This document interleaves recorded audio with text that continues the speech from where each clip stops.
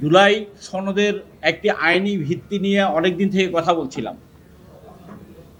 জুলাই ঘোষণাপত্র যখন দেওয়া হয় তখন 25 এবং 27 বলা হয়েছিল যে আগামী পার্লামেন্ট জুলাই এই সংস্কারগুলা সংবিধান অন্তর্ভুক্ত করবে।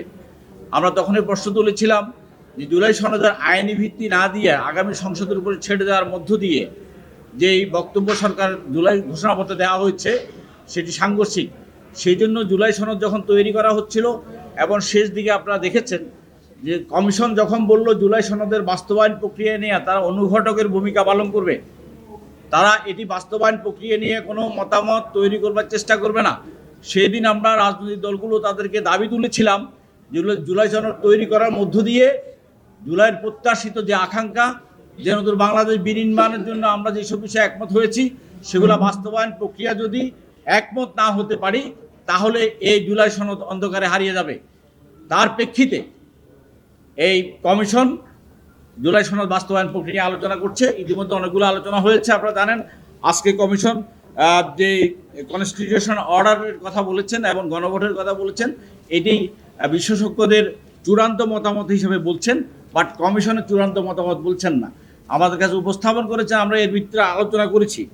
আমরা আমাদের দল সহ অনেকগুলো দল আমরা প্রতিবারে বলছি যে জুলাই সনদের আইনি ভিত্তি লাগবে এবং সে আইনি ভিত্তি কিভাবে হবে সে নিয়ে নানা রকমের মত পার্থক্য আছে। আমরা আমাদের দলের পক্ষ থেকে একটা অপশান দিয়েছিলাম, কিন্তু আমরা বলছি যে সকলে মিলে যে জায়গায় পৌঁছাতে পারি এটি সুরক্ষা দেওয়ার জন্য, এটি যেন আগামীতে বাস্তবায়নযোগ্য হয়ে থাকে, সেটি সুরক্ষা দেওয়ার জন্য যে পদ্ধতিটাই সকলের কাছে গ্রহণযোগ্য সেটিতে আমরা একমত হব।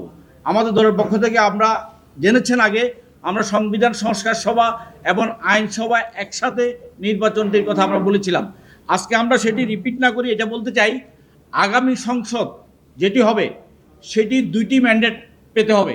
একটি হচ্ছে যে একটি সরকার গঠন করবার জন্য আগামী আইনসভা নির্বাচন অনুষ্ঠিত হবে, আরেকটি ম্যান্ডেট এই আইনসভাকে নিতে হবে, সেটি হচ্ছে যে মৌলিক সংস্কারে আমরা একমত হব সকলে মিলে, যেগুলোতে ঐক্যমত তৈরি হবে, সে সংস্কারগুলা করবার জন্য জনগণের ম্যান্ডেট প্রাপ্ত হবে না। আগামী সংসদের 2টি কাজ পরিষ্কার কথা। এর মধ্য দিয়ে আমরা সংবিধানের ভেতরে থাকা এবং না থাকা নিয়ে যে বিতর্ক হয় সেই বিতর্ক থেকে আমরা বাঁচবো। আমরা মনে করব সাংবিধানিক প্রক্রিয়ার ভিতরে থেকেই আমরা আমাদের এই সংস্কারগুলো সম্পূর্ণ করার ক্ষেত্রে আমরা একমত হতে পারবো। এই ক্ষেত্রে যে প্রস্তাবটি আমরা করছি আগামী পার্লামেন্টে 2টি কাজ, দুই রকম ম্যান্ডেট নিতে হবে। সেই প্রশ্নে আইনগতভাবে এটা ঠিক অথবা বেঠিক অথবা কোন পদ্ধতিটা হতে পারে সেই প্রশ্নে 106-এ আমরা রাষ্ট্রপতি কর্তৃক সুপ্রিম কোর্টের কাছে সেটা ওনারা জানতে চাইতে পারেন যে এটা আইনগত প্রক্রিয়াটা কি হতে পারে, কোন পদ্ধতিতে এই আগামী সংসদকে এই 2টি ম্যান্ডেট দেওয়া যায়, সরকার গঠন এবং মৌলিক সংস্কার কথা। আমরা অনেকে বলি যে অঙ্গীকারে বড় কথা অথবা ইশতেহারে বড় কথা। আমাদের অতীত বলে দেয় যে অঙ্গীকার আর ইশতেহারের মধ্য দিয়ে আমরা থাকি না কখনো।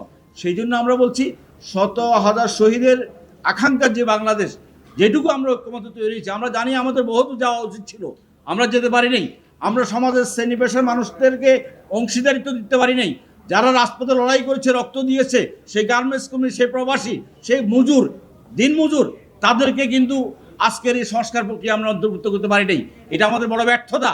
আগামী দিনে সে লড়াইটা আমরা জারি রাখবো, কিন্তু যেটুকু অগ্রগতি হয়েছে, যেটুকু রিপেয়ার করার চেষ্টা করা হচ্ছে বিদ্যমান মডেলের ভেতরে, সেই রিপেয়ারটুকু যেন যথাযথভাবে আইনি প্রক্রিয়া সম্পন্ন হয়, যথাযথভাবে সংবিধানে অন্তর্ভুক্ত হয়, সেই জন্য আমরা দাবি করছি।